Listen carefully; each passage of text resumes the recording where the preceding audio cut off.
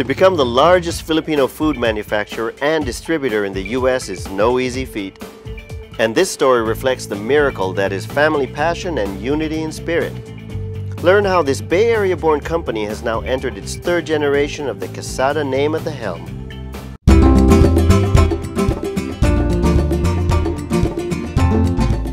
It was my father who named the company Ramar Foods in homage to my grandparents. In the Philippines, people will name their children after both the father's name and the mother's name. So my grandmother was named Maria and my grandfather was named Ramon, and we put it together for Ramar Foods. I took over the company, and in '83 we transformed it into what it is now, a food manufacturing company that promotes and owns its own brands.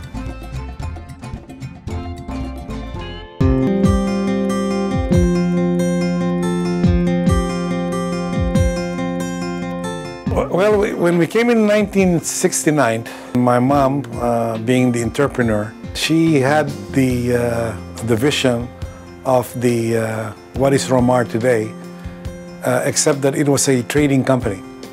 We had a small store in downtown Castro Street, Mountain View, and that quickly became from a gift store selling handicrafts from the Philippines into a grocery store selling foodstuffs that came from the Philippines.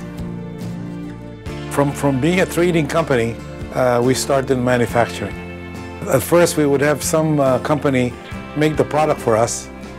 This was the ice cream in the early 70s. We would bring them the ingredients that came from the Philippines, and they would make the ice cream for us, and we would sell them. But in the early 80s, we decided to open our own ice cream processing plant. This was in Oakland, and the ice cream tasted much better. We had much better control with what we do, instead of relying on a third party for the quality and quantity and timing of when we get the product.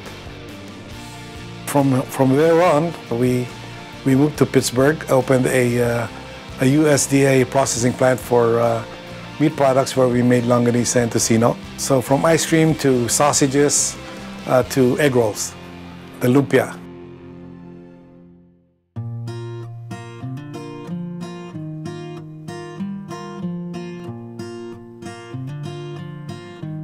Looking back, it seems like it's smooth, but it really is not, you know, because when you're going into manufacturing, it's very capital intensive. So we're usually borrowing a lot of cash to build your plants. And every time you build a new plant, it seems like you're betting the farm.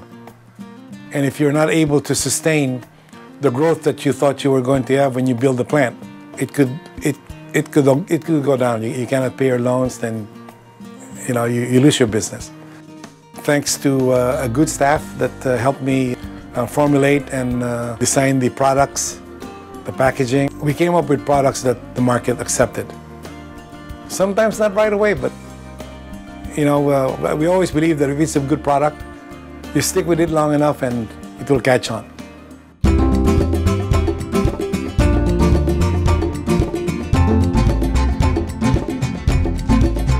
For a few years, when I was getting closer to my senior years, I was kind of asking around, so anybody interested in what I do?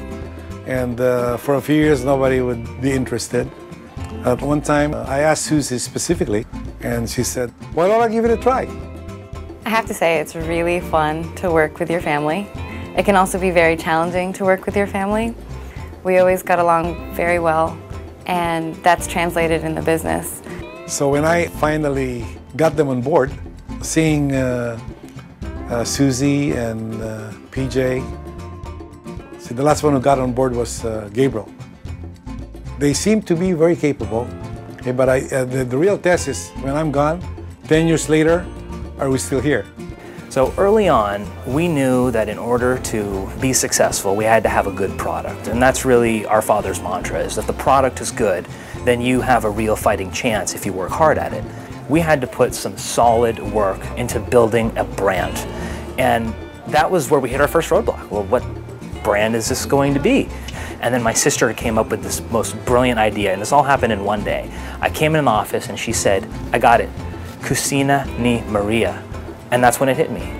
Maria Casada, our grandmother, is the one that started our business. So we got the brand, Cucina ni Maria. We needed a great tagline.